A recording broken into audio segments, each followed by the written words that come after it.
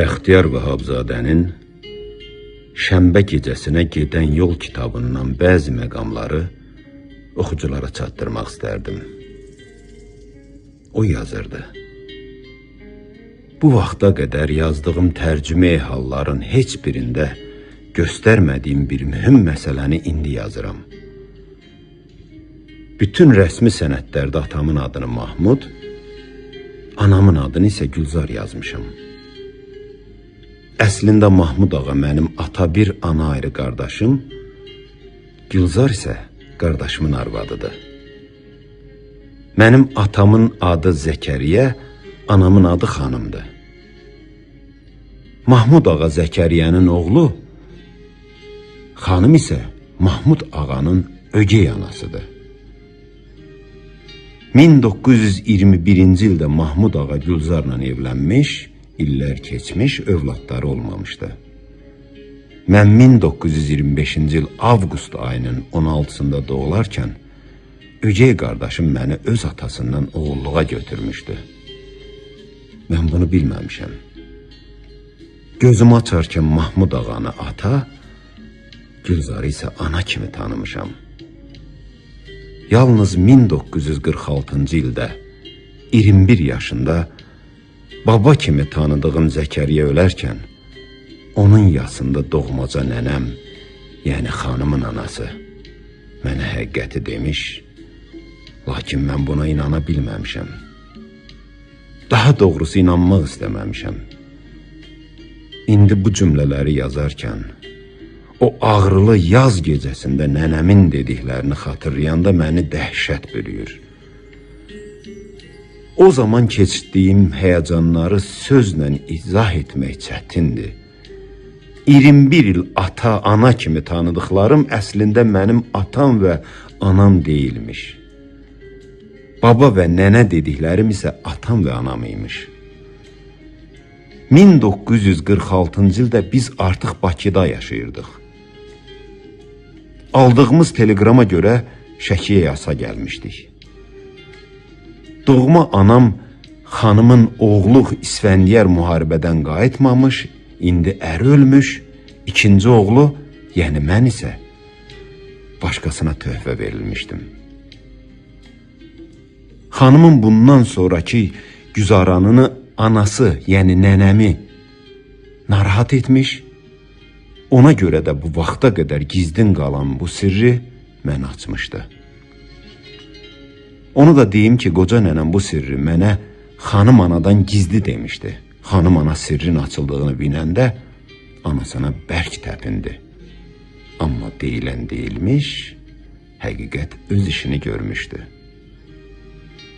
Mən o gecə yata bilmədim.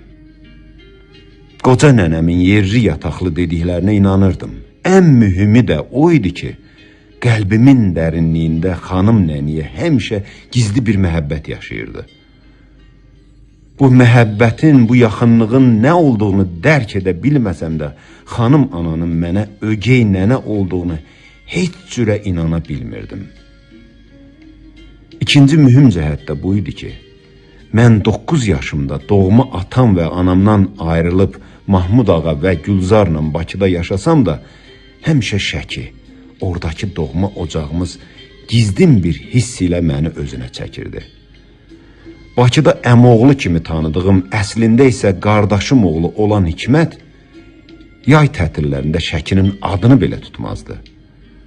Mən isə il boyu yay tətilini gözləyər, may ayı gələn kimi Şəkiyə qanadlanardım. Bunu hiss edən analığım Gülzar həmişə məni Şəkiyə qısqanar.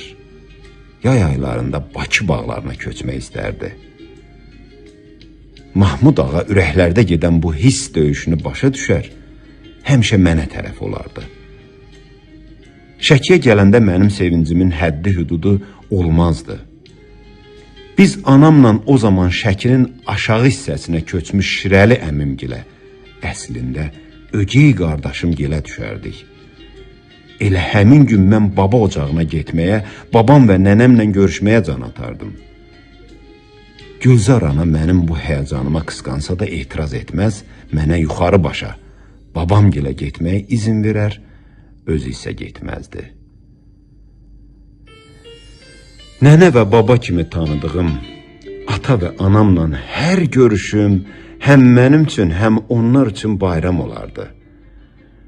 Hər dəfə nənəm, əslində anam olan xanım, məni bağrına basıb hönkür-hönkür ağlardı.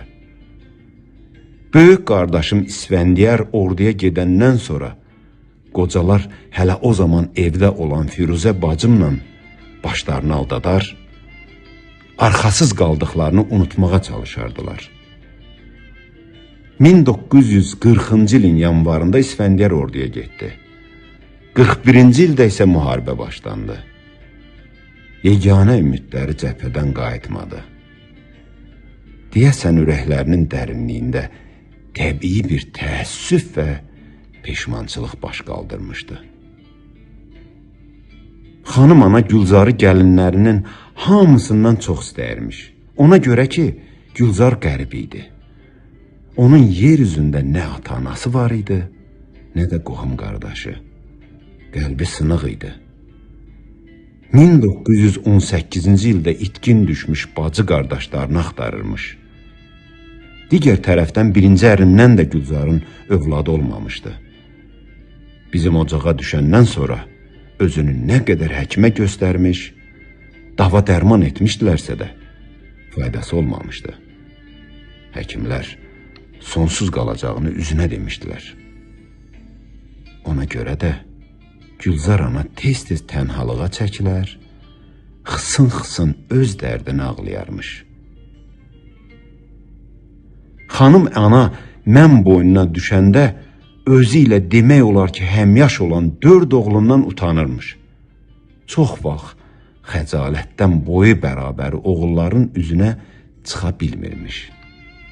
Hətta ara mamaçası ilə görüşmüş, uşağı tələf etmək istəmiş. Bundan duyuq düşən Gülzar, xanım ananın ayaqlarına döşənmiş, uşağı saxlamağı və ona bağışlamağı xahiş edibmiş.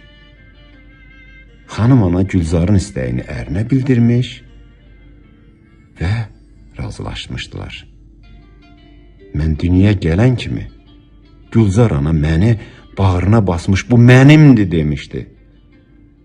Bütün ailə Gülzarın istəyini qəbul etmiş və qeydiyyatda atam Mahmud ağa, anam isə Gülzar yazılmışdı.